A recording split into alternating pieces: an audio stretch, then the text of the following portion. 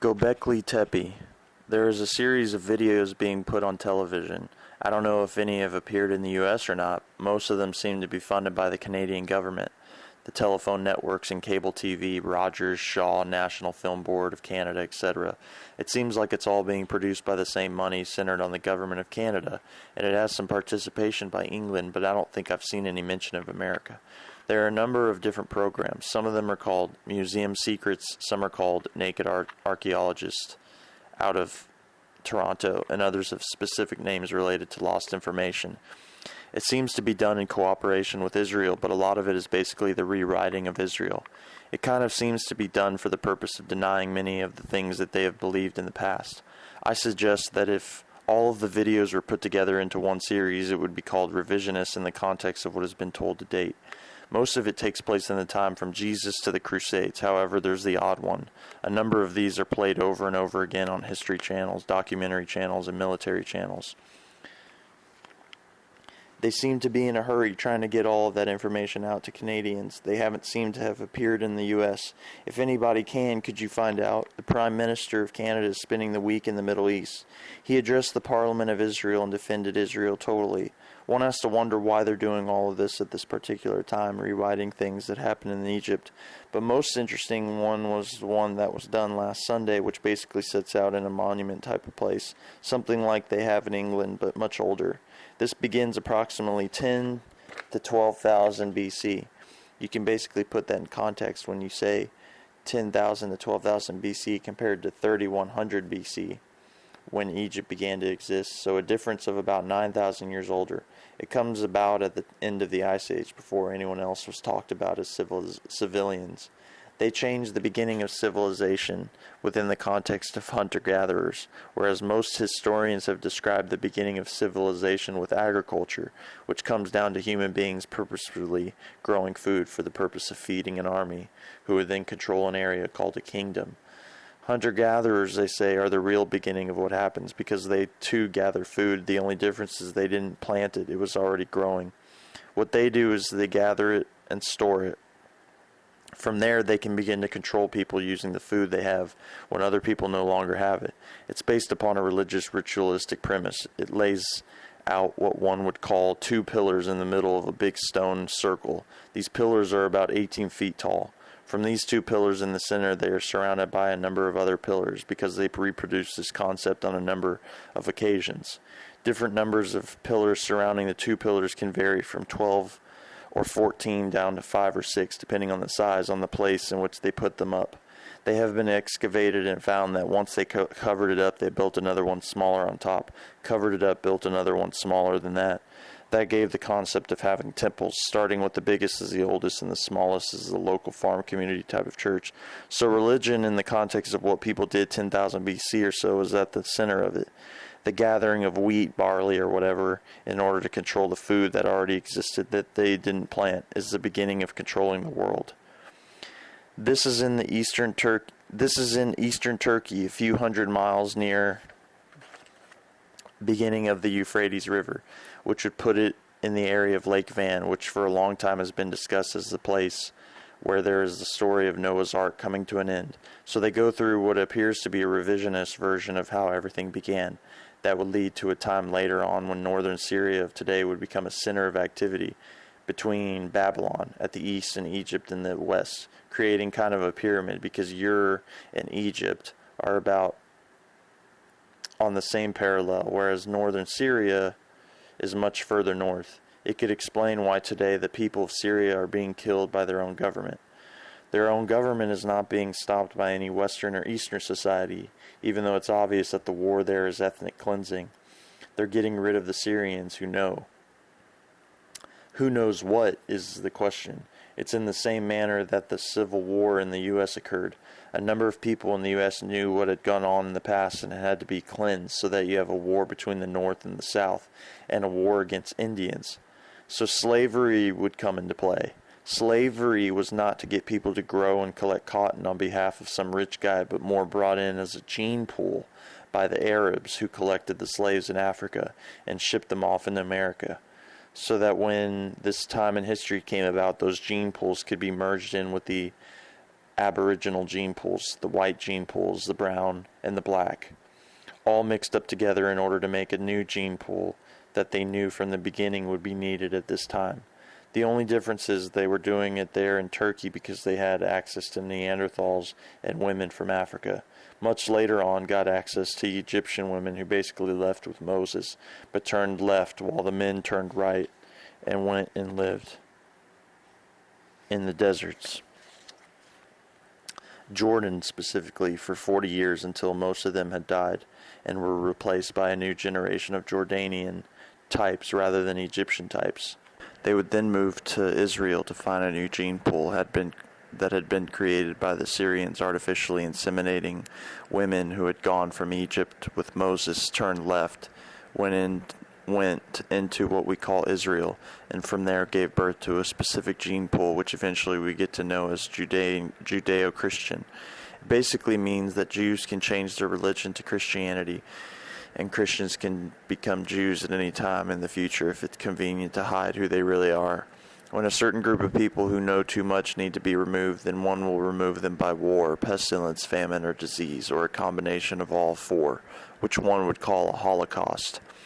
It's cleansing a gene pool of certain people whose genetics have too much information, eliminating any arguments. This is happening at a period of at least 7,000 years before what we call civilization. It's after the Ice Age and before the Bible. The Bible describes civilization as beginning with Adam and Eve at about 4000 BC. This is happening in the period of around 13 to 11,000 BC. They set down the perimeters of how they wanted this to exist. What you see is male, female, the two pillars in the center, and around them are what one would call the direction in which they would go, the smaller pillars. Right away it struck me that if you're describing the direction of things, you're in fact reflecting a central place with many facets that would send the light in different directions, and that's a cut diamond. The reason why they use the diamond as the central feature of knowledge is the bigger the diamond, the more information you've been given about what really happened and why you're on the journey that you're on. Then the breastplate made of birthstones basically describes your task orientation. If you're garnet, you have a different task orientation than somebody with a different birthstone. It's easy to decipher what your task orientation will be if the person who's making you is a genetic engineer, removing from your genetics things that are inappropriate to the need and inserting into the genetics the things that are appropriate to the task they want you to do. The whole concept of horoscopes is that people born between certain dates have similar task orientations or personality traits, is how they call it. But the more you begin to mix the two, the more you change the orientation as you go along. If somebody was oriented towards being a doctor and all doctors were being made in, say, the month of March, another group was oriented towards becoming a carpenter, and at a stage later on you merge the two of them. Then you can change the orientation. That way, as the number of tasks diminish in size, because of the extra number of people doing that, would become like an assembly line. Everybody's a minute specialist. What it describes basically is that if you're going to do this genetic engineering, you begin with a certain class of people and you do your testing on that class, which today we call royals. Then you extend that genetic engineering into a larger group of people that you would call religious. Eventually, through a democratic process, extended into the masses. But the manufacturers of the people must keep control over the genetics of the masses. Therefore, they kind of create a state and later states within the state so that they can have some sense of the personality and task orientation by specialists in different parts of the world.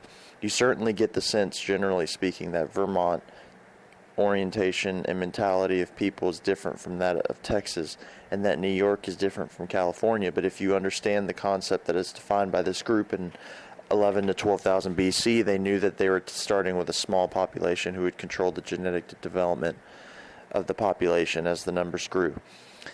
In order to solve their need, having lived before the Ice Age and having done things without any kind of knowledge of where it would all end up, the advantage then of knowing where they did end up and compare that to where they wanted to end up. Use the period following the Ice Age to direct the gene pools towards the end game they want to play after this period in time. It was always done with the concept of you build a gene pool, you assign it a task, you watch it develop, and if it's not going in the direction you want today, you destroy it. You do that through war, famine, pestilence, disease, what they wanted was 7 billion people where they could kill them at will. Then at one stage of the game, change the rules to have 7 billion people living at the same time to see the difference of how things develop when all of them are there at the same time, compared to as you no longer need a certain group and got rid of them. Your numbers were much smaller at any single time. People who were much smaller who were alive compared to today, when as many people are walking alive on the planet today that have died on the planet before. Noah's Ark is the model of what they had in mind. You start off at the year 4000 BC, and 600 years later you don't like what you see, so you destroy it via flood. That destruction is what we, on the other hand, are at the end of. We're at the end times where things now are known, tested, recorded, retested, and you can separate hypothesis from theory. Hypothesis being an idea, theory being a proven. Now that you have the proven ideas of 7 billion people who have lived and died, plus 7 billion people who are alive at the same time today, and you have all that knowledge compressed into the last 3,000 to 4,000 years, to have arrived at the point where you say, okay, we know what we need to have in order to go do what we need to do in the future, which is to explore the universe. We know what kind of person would fit in an iPod. A pod for 1P. Send it out on an exploratory mission into one part of the universe. Send out another and make them as fast as you can. Track their development in some other place. The cheapest, most economical way to do that is to go back to the beginning. The same way trees had come about and make them able to clone themselves. Therefore, that basically means the male must re-enter the female so that the male can provide the infrastructure while the female provides the outer appearance, the veneer. You add the third part, the technology elements within the automation called a weeman, a small man hidden inside a larger structure that appears to be female, as the concept of Troy. It can infiltrate without anyone realizing what they're dealing with. They think they're dealing with a woman, but in fact they're dealing with a male, female, and a technology conglomerate. That means the technology would have a ground positioning device, would have a radio communications type of activity where they can listen in and broadcast what they're listening in back to headquarters in real time. The diamond showing the facets determines what their basic place is and allows them to adapt to it. If it's a place that is covered in water, the person can recall the ability to live in water, separating oxygen from the water itself, and operate freely in that environment. If the place is cold or very far away, then you can have a dormant stage, such as the European Agency reawakened a dormant satellite that is about to land on a meteor. The individual is hermaphroditic in operation. It can clone itself if allowed to do it. That means it has the necessary parts to bring it together, the male-female aspects, and reproduce. As long as the technology included in the body says it's time, it's okay. You can do that now. But when they don't want it to happen, such as when they want to shut down a colony, they can shut it down from a distance by remote control. I thought it was the most interesting view ever expressed on media. Every time I see one of the programs, it tells me we're living at a time in 2020 when everyone needs to know how and why they're here. They're telling everyone it's part of a ritual. Christianity is basically a scapegoat religion, so it's saying you will die so that a better version of you can live, and that you are a flawed person because you don't have the capabilities that are technically possible in a human being that travels in space, aka you're a sinner. So in order to cleanse you, they need to kill you off, and in space you'll land on a meteor, explore it, call back home, tell them what they have, and can build a colony if there's something worthwhile, or be killed off if there's nothing of any value at this stage in the development of knowledge back on Earth. Just remember that movies are made to give you a false memory, so that should you come across the truth, they could deny that it is in fact the truth, but rather something you saw in a movie. But anyway, that's the kind of programming they're putting on in Canada. And that's the kind of programming the Navy was trying to extract from Jennifer when they were doing their rituals in California. The rituals people they wanted to blackmail, who would then become senior politicians. They were trying to extract Jennifer's memories because of the fact that her original birth was with Denisovans, giants between 500,000 to 30,000 years ago, which goes back to Jennifer's birth at about 42,000 BC. The Navy needs that information because in the U.S., the Navy has been given responsibility for space. Outer space has been described as being similar to water. Therefore, the people with the expertise in water and how to use animals such as dolphins to work with them is how this world evolves under their control. The center of activity is in Maryland, where the National Security Agency and the Navy have headquarters. They collect information in Maryland from all of the hospitals so that the person that they genetically manufactured can be followed through its life to see exactly how their project is doing. And if it's in distress, why that is and what happened to it. How did they catch the disease? Was it handed over to them or picked up on their own? What can make them better or what can kill them are all experiments that have to be undertaken. The data accumulated under the guise of the state headquarters for the Department of Health and centralized under the World Health Organization, aka the WHO, at the United Nations. So that's why nobody is going in to help the Syrians, because their gene pool is knowledgeable of how Israel came about and who controls Israel. Jordan, the Hashemite kingdom of Jordan, controls Israel.